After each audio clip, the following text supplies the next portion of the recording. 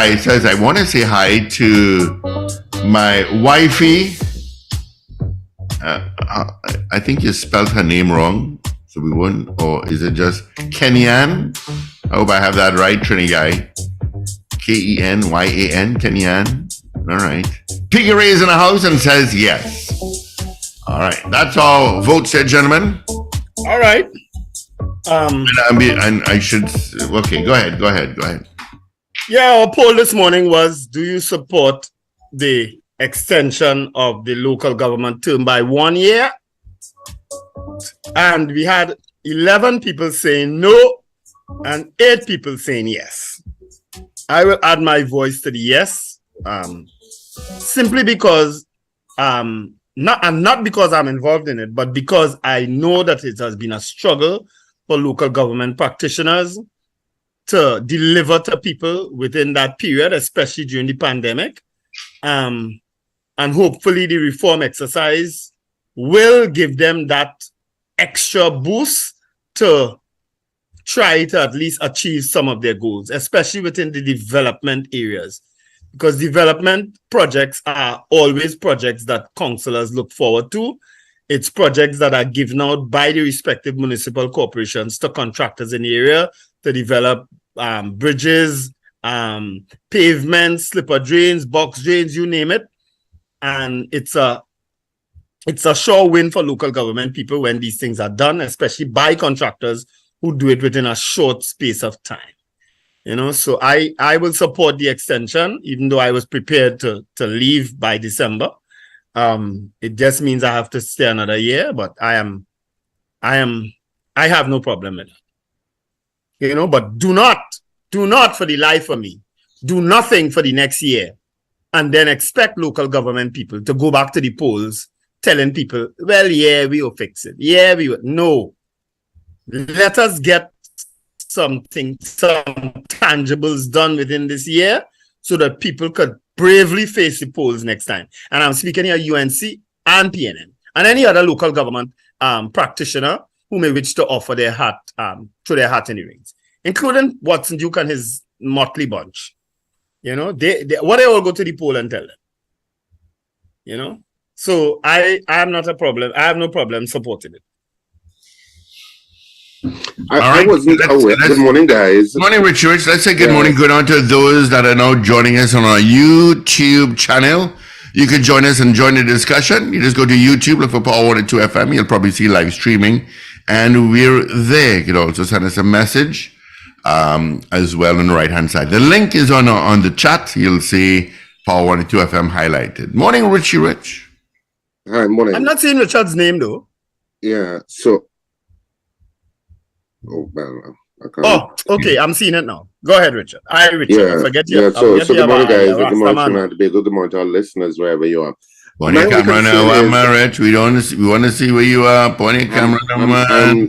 I'm not so sure what the retroactivity of the law is, because it seems as if it's having some retroactive application by counting the years and saying that you have one more year. Am I right in saying that? Because they're saying it's 4 years now for local government officials.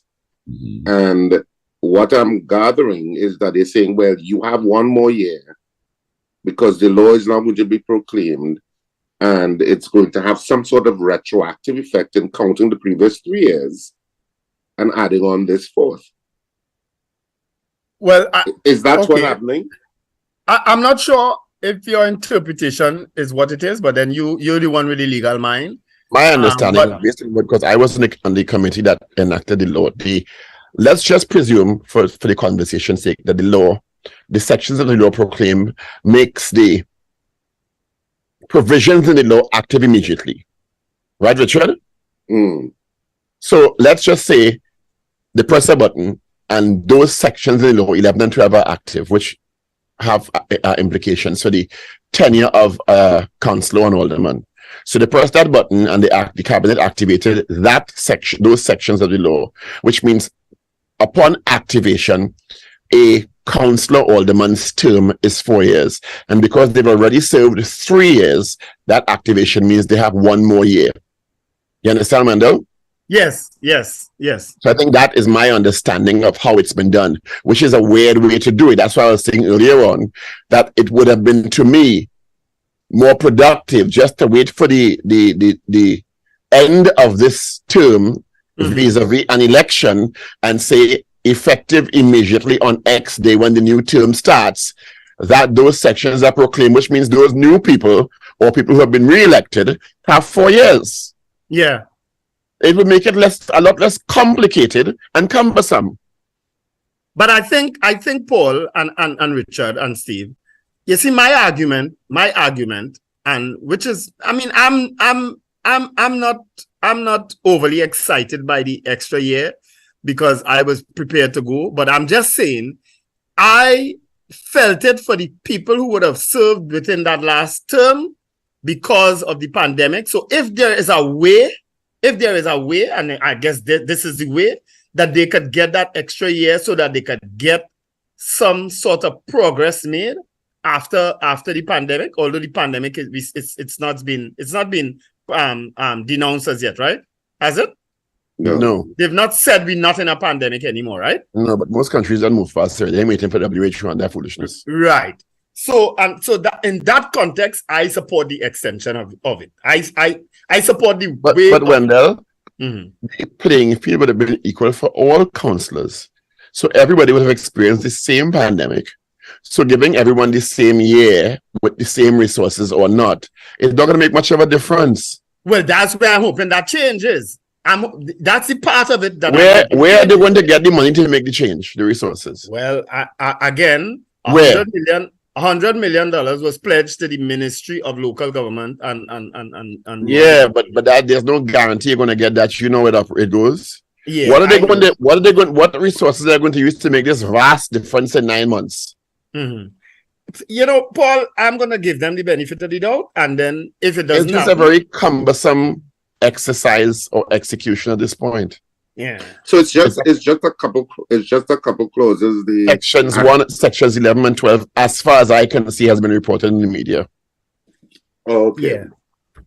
And as I asked you, Leon, why these sections and not other sections? Of course, other sections will be more difficult to proclaim at this point, given to be fair, right? Well, other sections will include issues of people having to be full-time, issues. Yeah, well, that's what we said that earlier also. Yeah, because extending the year also has implications to one's remuneration package. Yes. Are they increasing the salary levels for this year? Well, that's the first question I asked Richard. I don't know. I haven't gotten an answer yet. And that's why, and then you ask the questions, why this now? What's the driving rationale? Obviously, it's steeped in politics like everything else is. So there has to be a thinking, because the proclamation is motivated by politics. And that's my sentiment, as I was saying earlier on. That's why I'm asking the question.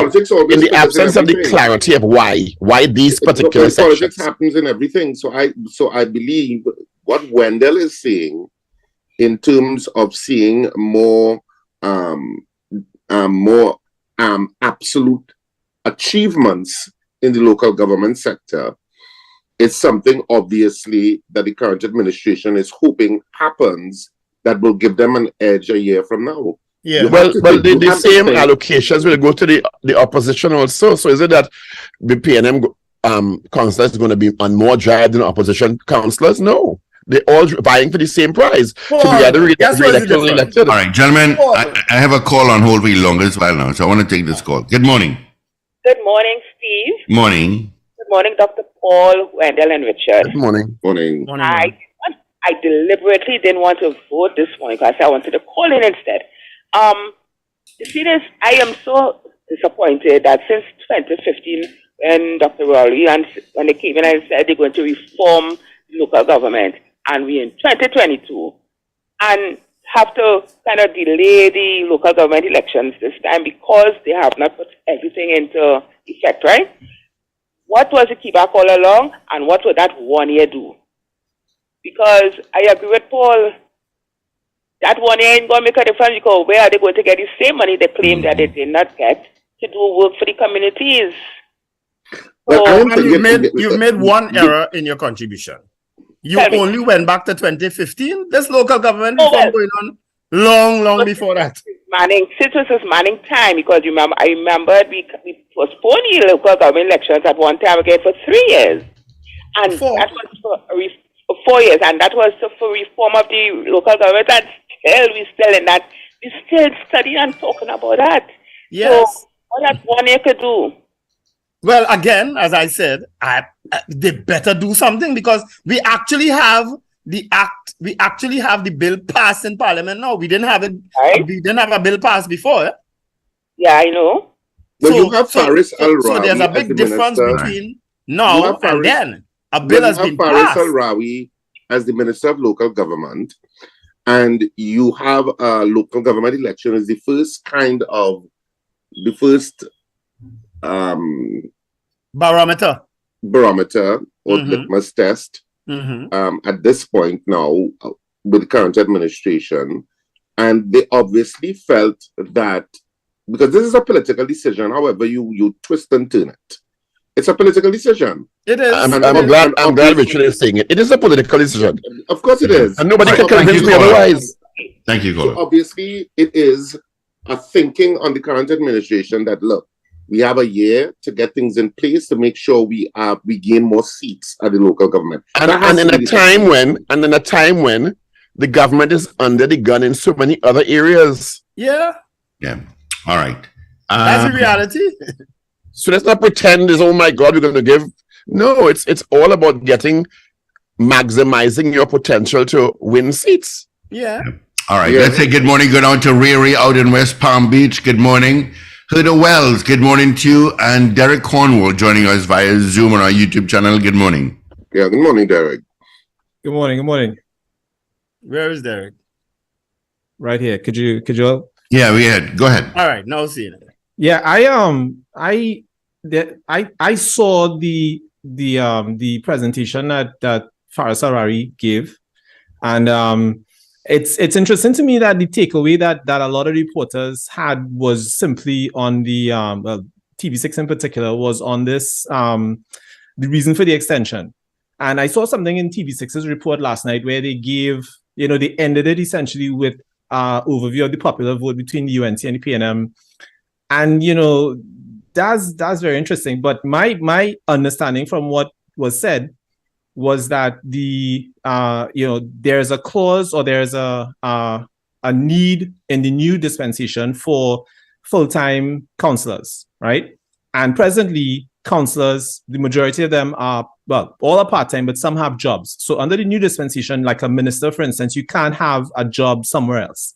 So if they were to switch this thing on after the next elections fully, the problem is that they don't have as yet the information from the CPO with respect to the remunerations. So they don't know what the new salaries are going to be like, salaries, wages, whatever, of the counselors full-time, those on the executive, right? So it's going to be like you have people voted into this council, like the House of Representatives, and then you would have an executive portion of that who would be like ministers or like secretaries in the THA, and they would be full-time. So the reasoning is that they would use this particular year, right, to work out the implementation details, right? That is to say that they have something like 13 divisions in each of the municipalities and regional corporations that have to be implemented. It sounded to me like there's a lot of work that is going to take place within this year. And then the question was, well, so if you implemented this, like you say, if like Paul was saying, if you had this election and then you basically say, okay, well, we switch it on at that point and you do it in phases. And Al-Rawi basically said, well, that's one way of doing it, and then this is the other way. And I think that what they want to have is at the end of this particular year that everything is switched on in full, as opposed to waiting for 3 to 4 years down the road, right, to switch on everything in full. So I think it's more the impression I got was that this is the fastest way that they could have done it, because there's still a lot of work that has to be done in terms of figuring out the getting feedback from the CPO. No, but when you think about that, following your thought process, Derek, and Wendell will understand this. If there's going to be a new incarnation or iteration of local government representation, if I am to present myself for this office, I need to know how much I'm making because I can't work nowhere else. Mm-hmm. Not so? Yeah, I agree. A lot of young professionals are going to offer themselves based on what is being offered as a full-time salary. Yes.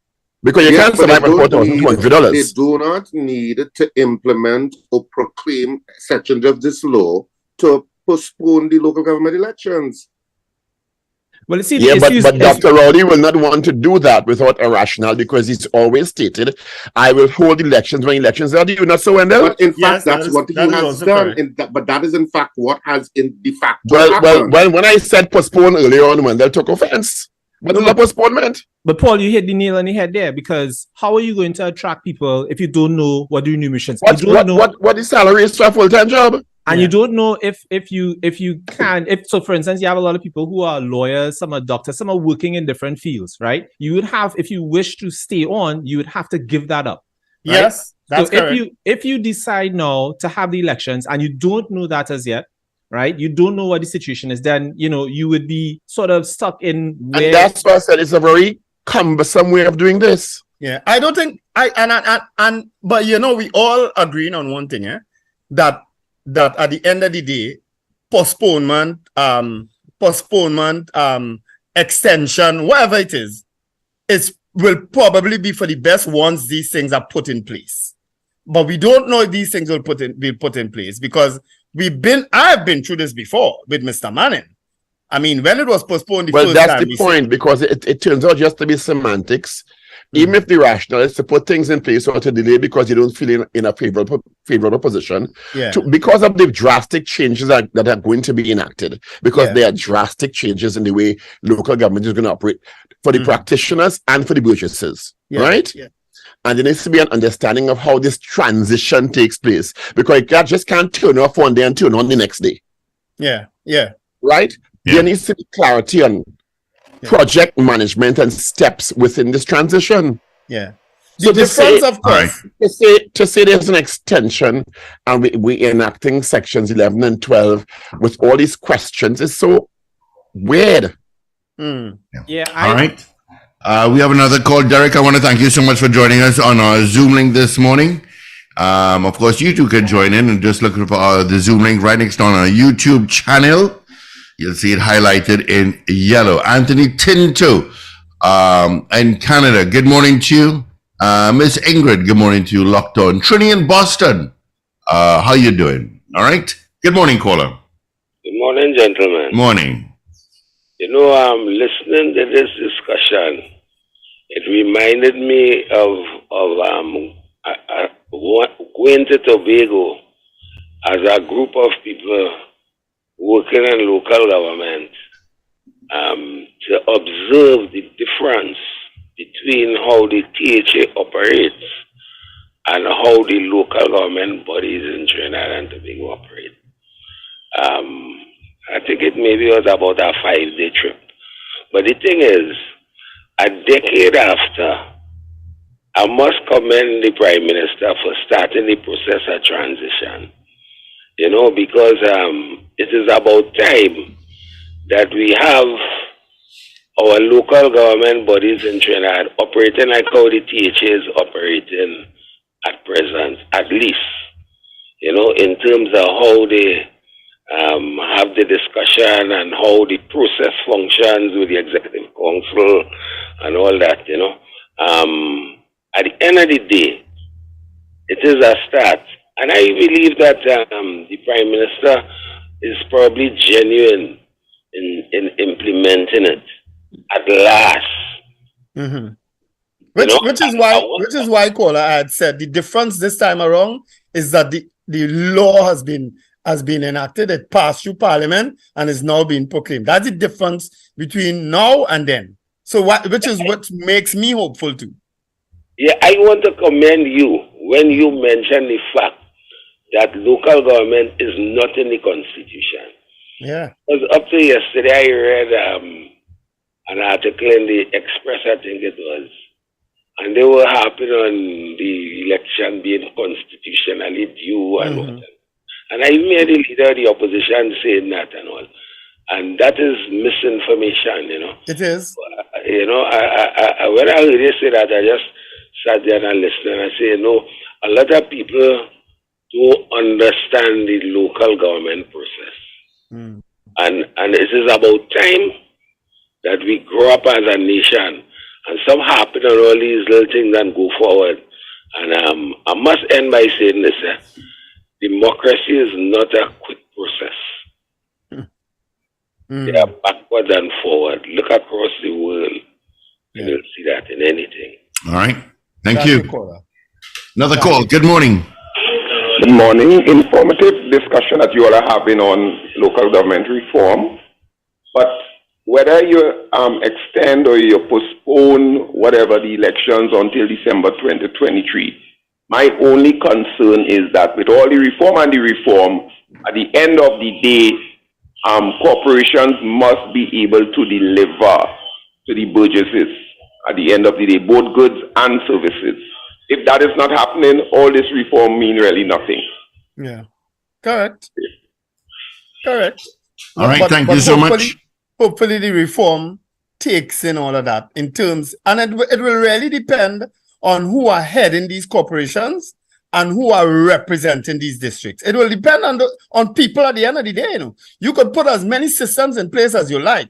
It really depends on the people voted into office or appointed into office to implement these systems. Because a lot could be done now, you know, but some people just don't have the wherewithal to do it. Sorry to say. All right. So we are taking your calls. 222-8255, 612-8255. And of course, North Americans, you can call toll free at 866-525-1099. You can also take the opportunity to join us live on our YouTube channel. And please subscribe. Hit the little bell. On the chat, you'll see our link. You'll see Power 102 FM all highlighted and our little logo. And you can join us via YouTube. All right? Just lower the volume of whatever device you're listening to. I don't know if you all know that almost all the radio stations in Ghana, they are on radio and streaming at the same time. Almost all. At least the few that we visited, they were streaming live on Facebook, on YouTube, you name it, they were streaming whilst on radio. And I'm sure the camera as well. You know, so I looked at that and I said, so 89.7 out there in Kumasi. We'll make a link up one day and do something.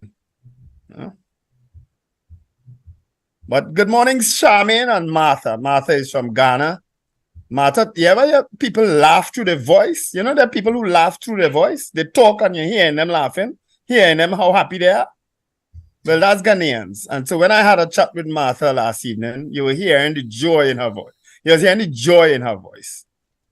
You know? Oh, Ghana. Who wants to go with me next year? Look like I might be around to go again next year. Which are you going on? That's around your birthday time too again, you know. Yeah. You can't go back in that cold, damp place you're in there. Now you go in some nice hot sun in Ghana now. I will treat you for your birthday. Hopefully I might be able to afford it in a year's time. Okay, I'll hold you to that. Oh God, I know that. Why I say that on national radio, I don't know. Oh God, I promised two fellas I was carrying them this year, and then it didn't happen, so don't hold me to it because this year it turned out different. And look now, they ain't forgiving me now. I wonder who those two are. I wonder. The name is very easy to pronounce. Oh God. But as I said, I am hopeful that with Faris Alwari, despite all his issues, at the helm of local government now, that we will move a little faster. Because we were really stuck for a little while there. We were stuck, let's face it. with the best intentions of first Franklin Khan, who drove that reform process at the beginning when he became appointed. And then it slowed to a crawl under Kazim Hussein, but it's picking up steam again under Faris Alwari, and I'm hopeful that people, because a lot of local government practitioners, let's face it, a lot of people who in local government now, they will have to make a decision whether they want to continue in it, because some of them may not want to give up their jobs. A lot of them to be full time. Yeah, to be full time. Yeah. Yeah. So they will have a decision to make. Yeah. So they really have gotten a year to decide, hey, whether I want to continue in this or not. And hopefully the remuneration package kicks in. So at least they will get an idea if they could live off of this thing. You understand? Yep. And they will have to make a decision. Self-employed people, business people, they have it easier. They could just do like what government ministers do, divest their holdings or whatever and continue to operate. But for people who have an actual job, let's say they have a job in an accountancy firm or they have a job in an airline, because one of the councillors in the last term, he was working Caribbean Airlines and he said, I ain't not staying here, You understand? Yeah, it's going to be a tough decision. It's going to be a tough decision if it is that you're invested in representation at that level. Because remember, parliamentarians don't have that restriction. No. In terms of members of parliament. I'm not talking about cabinet members. Yeah, cabinet ministers have that restriction. But members of parliament can still be a member of parliament and still have their career. Yes. So is it that the remuneration will be better than a member of parliament? Yeah. Well, I don't know. Because you're asking something that you don't even ask members of parliament. So how is the CPO rationalizing where this remuneration level is set at? Yeah. I think it's actually local government. I think it's entirely, Paul could bear me out on this. I think it's entirely up to the Minister of Finance, the package that local government people would get. I think it's the sole remit of the Minister of Finance. I think they've removed that from the Salaries Review Commission, if I'm not mistaken, Paul. Because we currently fall under the SRC, right? It is stated under the SRC what a local government practitioner gets, and his stipend for chairman, his traveling allowance, his telephone allowance. I think that is now moving entirely up to the Minister of Finance. I stand corrected on that. Is Paul there? Is it the Minister of Finance, or will it go before the HRAC? No, I think it's the Minister of Finance. My interpretation of it is the Minister of Finance. Well, the Minister of Finance chairs the HRAC. But the CPO will still have to make recommendations, and the Human Resource Advisory Council then decides on it, but the Minister of Finance chairs it. So is it going that route? I'm not certain if it... I'm not certain if it have all those arms involved, Richard, because that was one of the quarrels of the opposition, because they saw it as an inbred thing, But I mean, he won't always be Minister of Finance, you know what I mean? But they saw it, they personalized it then. So that part of it. But I don't know of any job category, and you could correct me if I'm wrong, Wendell, but I don't know of any job category that the Minister of Finance is the decider of your remuneration. It always generates out of the CPO, and usually a committee decides. There is nothing that the Minister of Finance decides exclusively, as far as I'm aware. Yeah. Non-SRC positions go through the HRAC, so I assume that's the route that they're going to have to go if they are delinking those positions from the Salary Reviews Commission. Yeah. As I say, I stand corrected on that piece of information, but that was my understanding and why there was so much objection to it. I'm trying to move around myself here so I could sit. Yeah, I know that was part of the objection of the naysayers in terms of the Minister of Finance having that kind of control, But again, as I said, let's wait and see. All I know is that local government people cannot and should not be made to face the polls now. And trust me, this is not about me because I will never put myself up for office again as a councillor. It's unfair to them to have to go back to the people now in the same condition that they left them in 3 years ago. And probably worse, because in a pandemic, they got very little to nothing done. You understand? So I can't see it. I can't see them being made to go back in a position like that. Yeah, but I know roads are a big issue. Mm-hmm. And I know that the state had indicated they were setting up a road a special company to deal with roads. Mm-hmm. I don't know how that's going to work together with local government. I'm not so sure what the intersection is going to be. Well, it's coming under that same ministry, yeah? Yeah, but I don't know how it's going to work with, for example, if you have a road in Arima to be paved, does it go through the Arima Borough Corporation, or does it go through straight to that company, or it goes through the ABC MP. to the company? I don't know how it's going to work. It might go through the MP. The MP, but why is the MP getting involved if it's a local government issue? Well, Richard, I think I run politics long enough to know that they will always start from that position. Now, a good MP, and I'm using the word good in parentheses, a good MP will now pass on that information to his or her local government reps and say, listen, I've been asked to submit 20 roads in my constituency. I want 5 each from you all, right? In order of priority. That's how MPs and councillors are supposed to work together, right? I know, and once that is done, then it involves all the arms. So now the councillor now will use the activists in the area and say, listen, I need all you to go out and just check on these things for me, and we want to get 5 roads of priority to think. So it's a chain reaction all the way down to involve the people in the area. You understand? Who is that waving there? That Steve Khan video. Steve Khan get pretty all of a sudden. You didn't realize I stay quiet? What? Steve Khan get pretty all of a sudden? Steve Khan, who are those 2 beautiful young ladies there? You sidetracked Hold on. Let me turn my mic. I was on a roll with local government. Hi, good morning. We are Miss World Trinidad and Tobago delegates. I am Miss Arima. And I am Miss Shagonas. And Miss Shagonas. So look at that. You really want me to talk to you guys and look at you all? No. Richard, we need to go a couple of these areas. What is the Arima and Shagonas? 2 areas with 2 mayors. And run by 2 different political parties. Look at that. And Steve have both of them there in the studio with him. Yeah. Anyway, I forget where I was, 2 very pretty delegates. Yes, 2 very attractive young ladies. I forget where I was.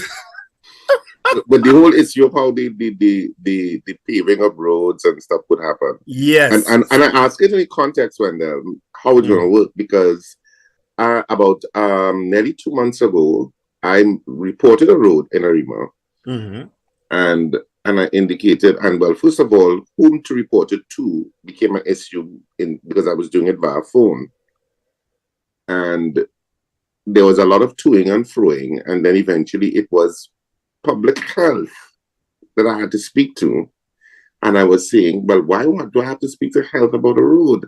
And apparently it was somehow they are connected. I don't know how, because the person in health said, let me take the information for works, for the works department within the ABC.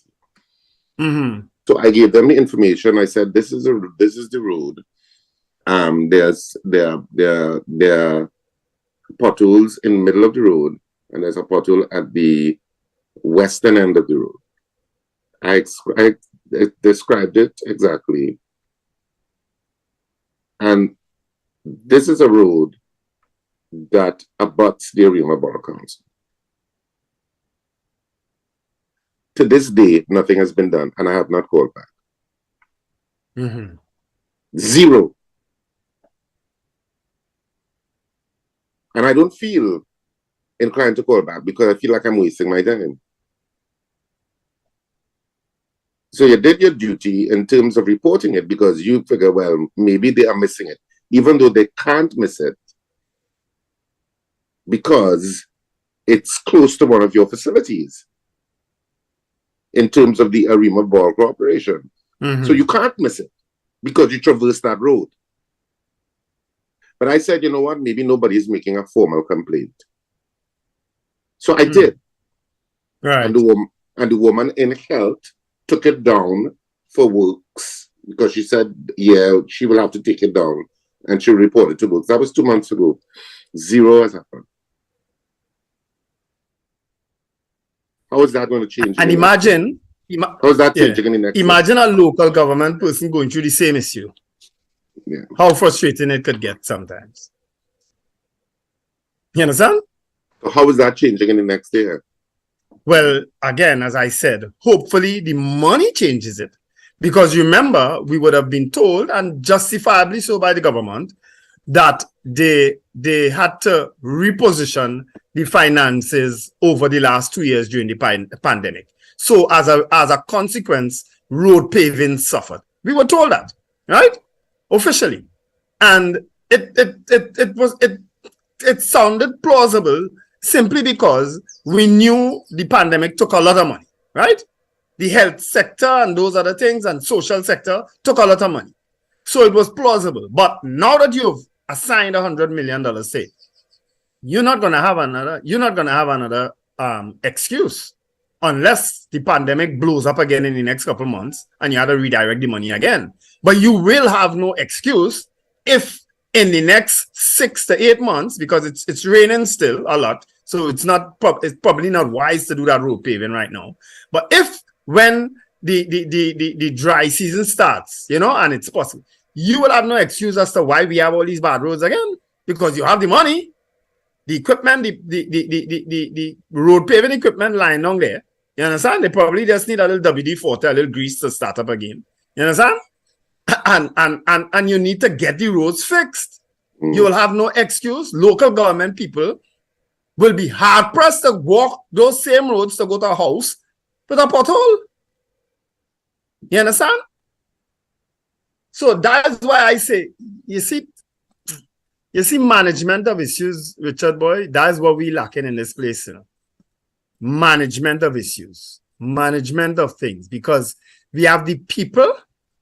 In large measure, we have the money, we have the will, but we just don't have the management, the supervisory skills to get it done.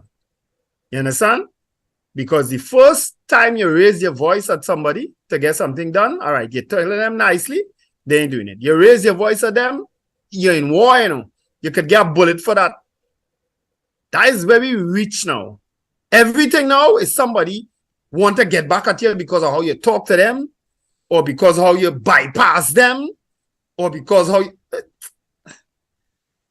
I don't know. We need to do something about our society. And one of the things I don't like to hear, and you hear it from time to time, is a black people thing. Well, guess what? Ghana have 31 million black people, and they don't have these problems. So it ain't a black people thing. Don't come around me with that foolishness again. Right?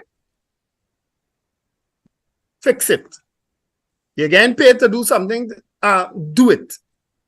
You understand? Nobody should have to be waiting 3 months to get a check because you don't have somebody to sign it. What level of foolishness is that? Huh? All of these are things that happening right here in small Trinidad and Tobago. 1.3 million people, 1.4.